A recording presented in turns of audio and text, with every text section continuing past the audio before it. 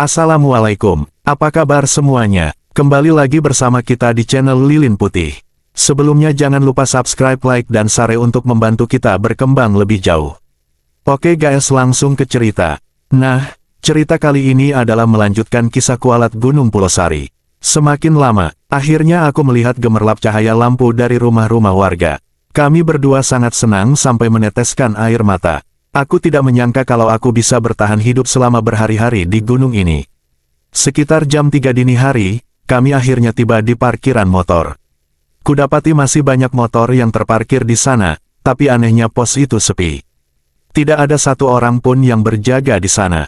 Segera aku keluarkan motorku dari parkiran lalu pergi dari pos itu. Saat tiba di perbatasan kampung, kami dicegat oleh 3 orang lelaki berbadan kurus tinggi.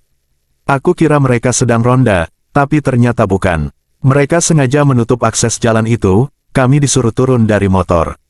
Pendaki? Iya, tanya salah satu dari mereka. Iya pak, teman-teman kami tewas. Hanya kami yang selamat, kataku dengan hati-hati. Namamu Tubagus? Tanyanya lagi. Iya pak, saya Tubagus Asrori. Dan kamu Ratu? Iya saya Ratu Uswah Hasanah, jawab Uswah, suaranya parau. Dia sudah sangat kelelahan. Mereka mengangguk-angguk. Aku tidak mengerti apa maksudnya. Boleh kami pergi, Pak? Tanyaku. Aku sudah tidak tega melihat Uswah yang semakin kelelahan. Tunggu dulu, mari ikut kami. Lelaki yang mengenakan peci hitam menarik tanganku. Kemana, Pak? Menghadap tetua kampung ini. Untuk apa, Pak? Tanya Uswah. Kalian harus dibersihkan dulu sebelum pulang. Di gunung banyak dedemit. Kami hanya ingin membantu kalian. Lelaki itu memaksa. Kami tidak merasa perlu dibersihkan, Pak. Kami harus pulang sekarang. Aku merogoh kembali kunci motor. Kulihat salah satu dari mereka menyentuh golok yang diikatkan pada pinggang. Uswah berhus, ia menyuruhku untuk menuruti saja kemauan mereka.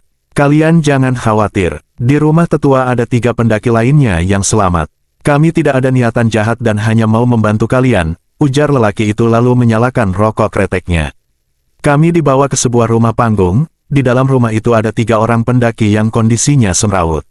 Wajah mereka tampak sangat kelelahan, jaketnya penuh noda lumpur, mereka terdiri dari 2 orang perempuan dan 1 orang lelaki. Ah, masih ada yang selamat. Silakan duduklah. Seorang kakek berbadan kurus kering dan rambutnya sudah putih semua, menyambut kedatangan kami. Tidak ada kursi di ruang tamu, kami duduk di atas tikar pandan.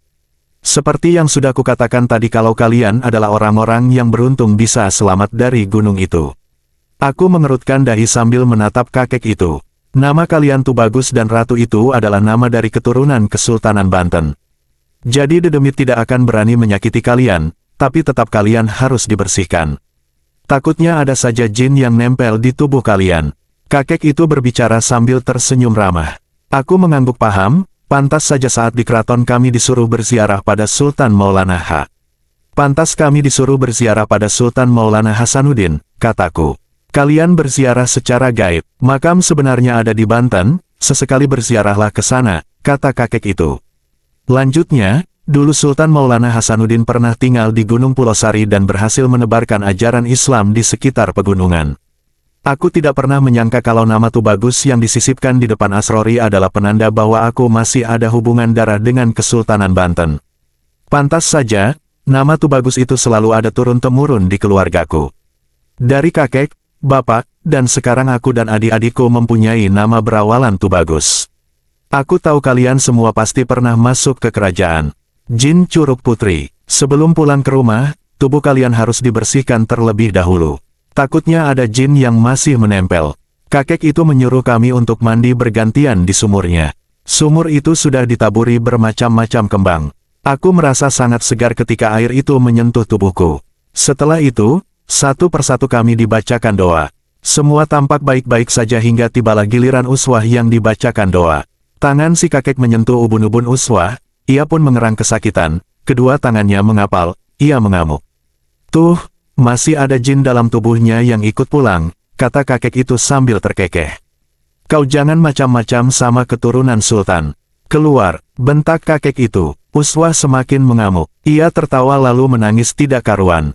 Ini jin yang masih kanak-kanak. Kalau tidak dikeluarkan biasanya mengganggu pas tidur, jelas si kakek. Air disemburkan ke wajah Uswah, ia pun lunglai lalu pingsan.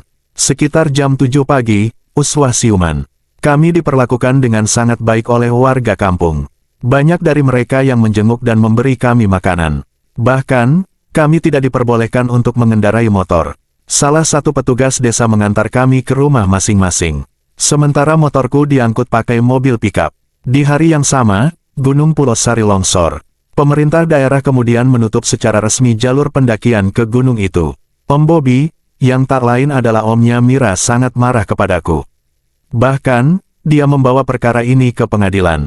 Ia menganggapku lalai menjaga Mira. Untung saja aku bebas dari tuntutan karena aku termasuk korban yang ikut hilang dalam pendakian. Tidak ada bukti kuat kalau aku menyakiti, bahkan membiarkan Mira celaka. Om Bobby yang keras kepala malah berniat mendaki Pulosari untuk mencari Mira. Dia tidak rela kehilangan orang yang sudah dianggapnya sebagai anak sendiri. Setelah kejadian di gunung, aku mengalami trauma. Aku sering berdiam diri di rumah. Aku tidak menyangka kalau aku masih hidup. Andai saja namaku bukan Tubagus, mungkin saja aku sudah mati di gunung itu. Tak ada kabar tentang pencarian Mira.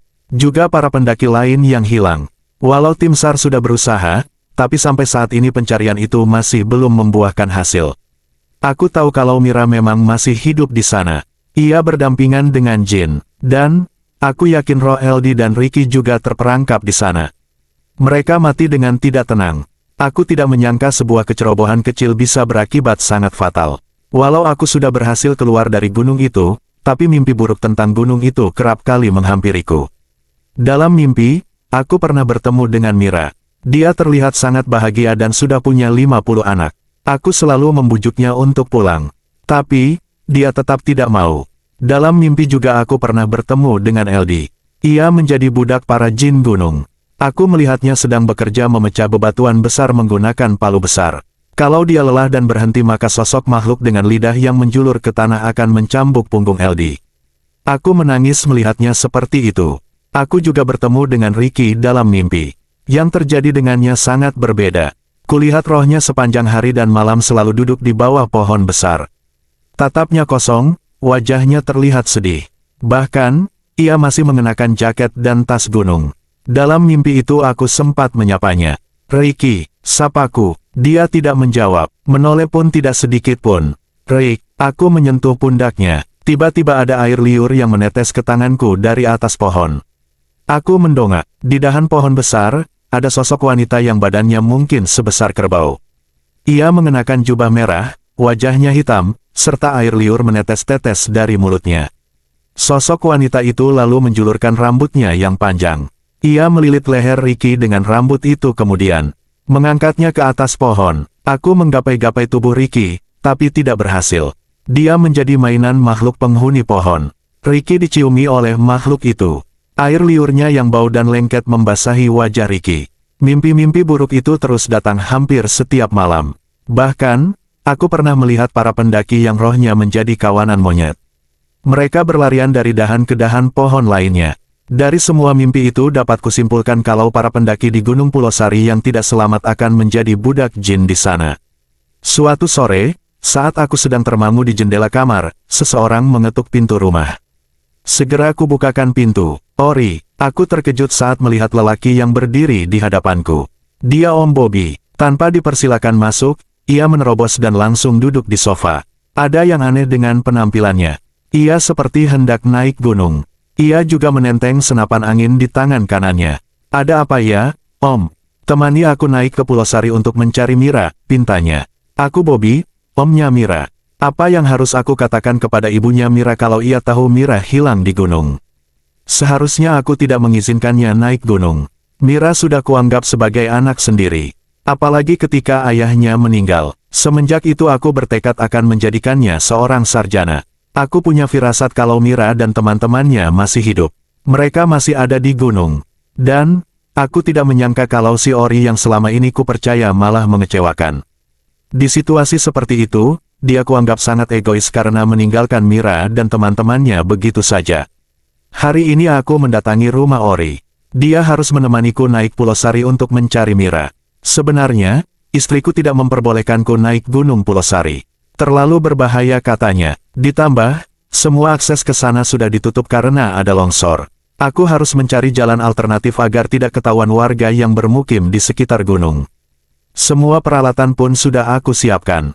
Mulai dari tenda dom, kantung tidur, karpet, persediaan makanan, pisau kecil, dan alat-alat lain. Semua sudah ku kemas ke dalam tas gunung. Aku juga membawa senapan angin untuk jaga-jaga. Ada apa ya, Om? Ori tampak terkejut saat tiba-tiba aku datang ke rumahnya. Temani aku naik ke Pulau Sari untuk mencari Mira, pintaku. Ori gelagapan. Mungkin bingung mau ngomong apa. Anak saya enggak akan saya biarkan naik ke gunung itu lagi. Dari dalam kamar muncul seorang lelaki tua. Itu bapaknya Ori. Anak bapak harus tanggung jawab. Dia yang membiarkan Mira hilang begitu saja. Anak saya juga korban. Dia bukan pelaku. Mau sampai kapan Anda menuduh anak saya? Hah. Lelaki tua itu menunjuk wajahku. Ia tampak marah. Maaf, Om, aku enggak bisa naik ke gunung itu lagi. Mira enggak bakal bisa balik. Dia ada di alam jin, ujar Ori. Dia duduk di hadapanku. Bullshit, aku enggak percaya sama cerita fiksimu itu. Mana ada alam jin, Mira pasti masih hidup. Terserah, Om, mau percaya atau enggak. Dulu aku juga seperti Om yang enggak percaya sama setan. Tunggu saja setelah Om naik gunung itu. Om pasti tidak akan meremehkan hal-hal gaib lagi, Ori meyakinkanku. Aku menarik paksa lengan Ori. Aku memaksanya menemaniku ke Pulau Sari. Bapaknya marah. Ia pergi ke dapur dan kembali dengan membawa golok. Kau bawa anakku, ku gorok lehermu. Ancamnya, sambil mengacungkan golok. Aku mengembuskan napas berat. Ku lepas genggamanku, lalu menoleh ke wajah Ori yang ketakutan. Mira masih hidup, dan akan aku buktikan itu, kataku di telinga Ori. Semoga selamat, Om, jawabnya. Aku lalu pergi tanpa pamit dari hadapan mereka. Mah, bangun, Mah, ku guncangkan tubuh istriku. Jadi berangkat, Pah. Ia bangun. Kedua matanya masih terpicing. Ku kecup kandungannya yang sudah 5 bulan itu. Dia tengah mengandung anak kedua kami. Papa berangkat, ya, doakan supaya Papa berhasil membawa tantemu pulang. Ku kecup lagi perut istriku, lalu mengelus anak pertamaku yang sedang tidur pulas. Berapa hari, Pah? Tanya istriku. Paling lama 3 hari. Hati-hati, Pah. Pulang saja kalau tidak ketemu. Nanti kita ngomong baik-baik saja ke ibunya Mira. Papa yakin Mira dan teman-temannya masih hidup. Papa pasti bisa menemukan mereka. Kulirik jam yang melingkar di pergelangan tangan. Jam-jam 1 dini hari. Segera kurai tas ransel dan senapan angin. Juga topi koboi yang langsung kukenakan layaknya aktor Jeff Bridges. Aku berangkat dengan mengendarai motor Scorpio yang sudah kumodif sedemikian rupa. Tadi siang, aku sudah mencari tahu mengenai jalur pendakian yang jauh dari permukiman warga. Jadi tidak akan ada satupun warga yang tahu tentang pendakian ini. Setelah menempuh perjalanan selama 1 jam, akhirnya aku tiba di lokasi pendakian. Motorku gembok di bagian lubang cakramnya. Aku sengaja menempatkannya tersembunyi di semak-semak. Dari kejauhan terdengar suara burung hantu berkukuk. Itu membuat suasana menjadi mencekam. Kuarahkan cahaya senter ke jalan setapak yang sudah dirimbuni rumput. Jalan ini seperti sudah lama sekali tidak dilintasi manusia. Medan yang kutempuh pun semakin menanjak. Senter kupasangkan di moncong senapan.